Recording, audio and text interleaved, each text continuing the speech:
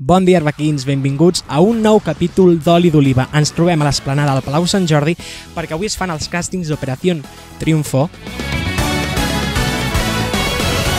Amb el número 1201, qui hi ha al darrere d'aquesta etiqueta? Yo muriendo, eso es lo que hay detrás. La Ruth Jové. I qui és la Ruth? Explica'ns. Una persona... Buah, aquestes preguntes a mi... és com... Està molt emocionada, imagino. Estic molt emocionada, molt contenta i super xuc, en veritat. Bueno, tens l'enganxina, això vol dir que ja passes a la següent prova. Com estàs? Super nerviós, ara ja més tranquil, però molt content. Molts nervis, yo estaba tremolant, yo es que no me crec. El momento de que estás en la cola esperando y tienes que caminar eso hasta el micrófono es como, ¿dónde miro? ¿Qué hago? ¿Para dónde voy? No tengo una gran voz, pero es muy personal, entonces yo creo que eso a lo mejor es lo que le ha podido gustar al chico. No havia passat ningú noi encara i he sigut el primer noi en passar. Ha plogut, o sigui, ens hem mullat sencers, però bueno, m'he nascut la vena perquè tinc això, que era el que volia. Jo he arribat molt tard, m'he ficat amb elles. Demà tenim la segona fase. L'any passat ja vaig passar la primera i a la segona em vaig caure. Espero que aquest any vagi millor la segona fase. Que per mi és una de les més xungues de totes. No és cruel, però bueno, és com... Veus a 10 persones, les coneixes i és com una limpieza molt forta, molt brutal. ¿Qué has cantado? ¿Qué has interpretado? Pues he cantado una canción de Sofía Elar, de Dos Perdices, y la de Zombie, de Cranberries. But you see, it's not me, it's not my family. In your head, they're fighting. Luz vuelve a iluminar todo lo que tocas. There's no reason to hide what we're feeling inside right now. T'endús doble record, no? Sí. El passe i l'enganxina. Sí. You say I'm crazy, 'cause you don't think I know what you've done. Si te vas, no olvides, vida mía, que te prometí llamarte, escribirte, pensarte, soñarte, pero antes de todo ya empiezo a extrañarte. T'hem vist en altres formats de tele? Com ha anat? A la A la voz t'hem vist, no? Lo que pasa que la diferencia es que esto es una academia y te enseñan un montón. Ahí es como vas, cantas y ya está, ¿no? Te enseñan demasiados valores, trabajar en equipo. Y aparte de ahí que es muy divertido. Pues me falta aprender mucho y creo que puedo hacerlo muy bien si aprendo. La voz estigui aquí y Operación Triunfo al top.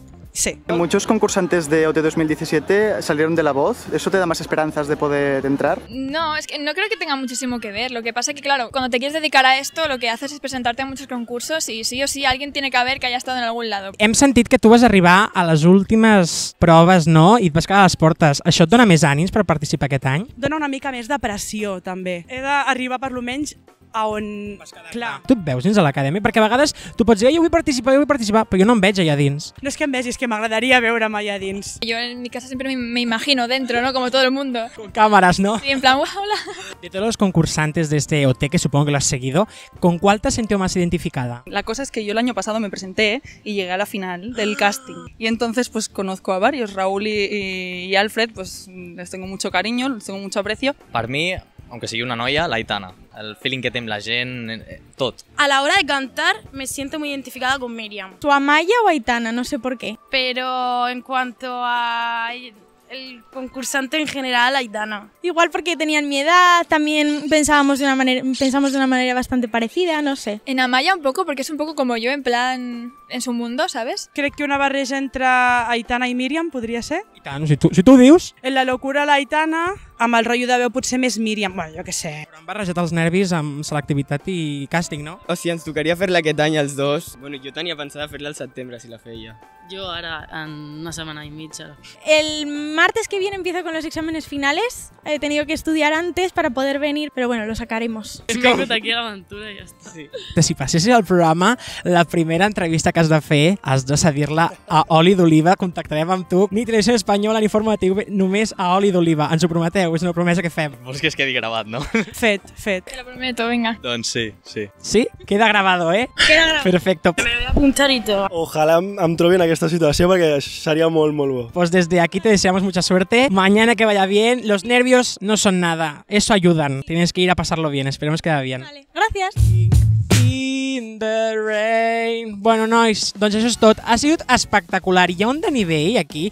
Jo crec que un d'aquestes persones que m'ha entrevistat serà un possible concursant d'OT. Ara encara falten tots els càstings de Madrid, Sevilla i altres llocs, però estic segur que serà un gran èxit aquesta nova edició. Espero que us hagi agradat el vídeo. Ens veiem en el pròxim vídeo. Deixeu-nos als comentaris què us ha semblat, si creieu que hi haurà un Alfred o una Maya i què creieu que aportarà aquest nou OT en diferència a l'anterior. Que vagi molt bé, arbequins. Adéu.